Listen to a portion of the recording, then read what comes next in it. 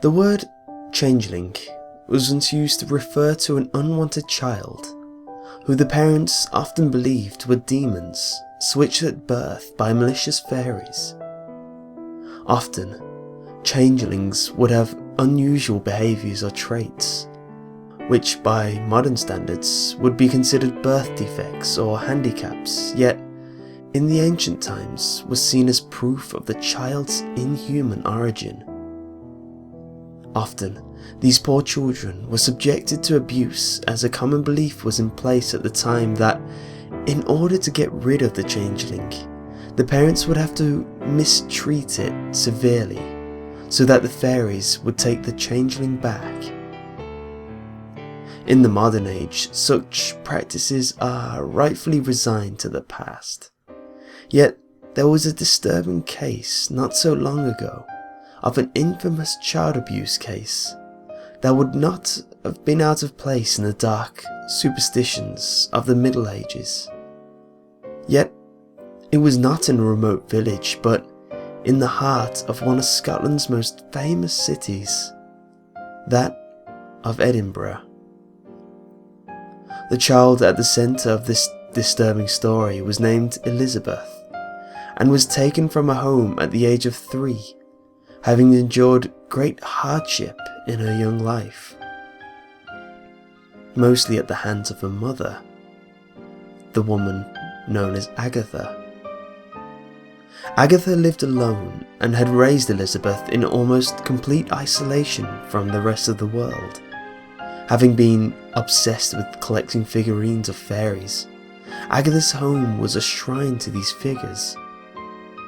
Almost every square inch of the 4-bedroom apartment was packed full of the impressive ornaments, and Elizabeth was confined to a small cot at the edge of a lonely room. Agatha conversed daily with these figurines as if they were alive.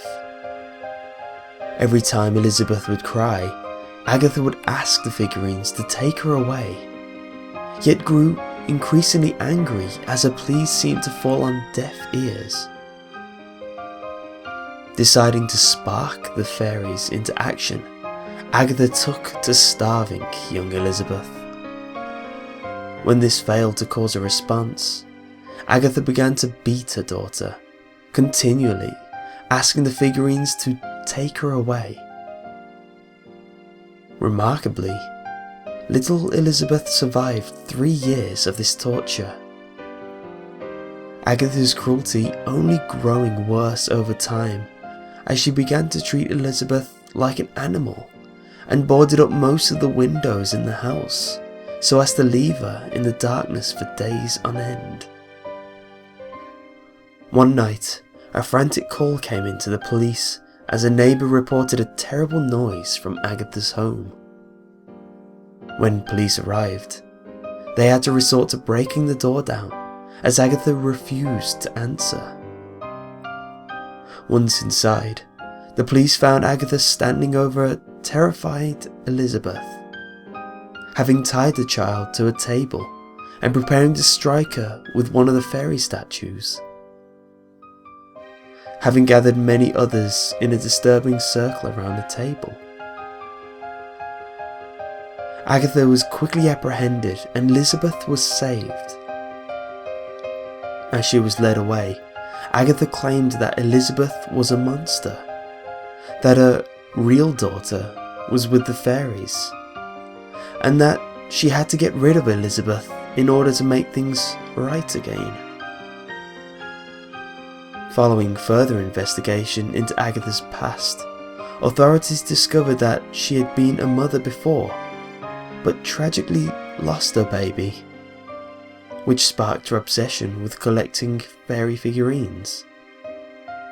Yet, despite this, she tried for another child a few years later, and thus Elizabeth was born. Agatha is currently in a psychiatric ward, having been deemed a danger to society. Little Elizabeth, on the other hand, has moved on, finding a new family and a life free from cruelty.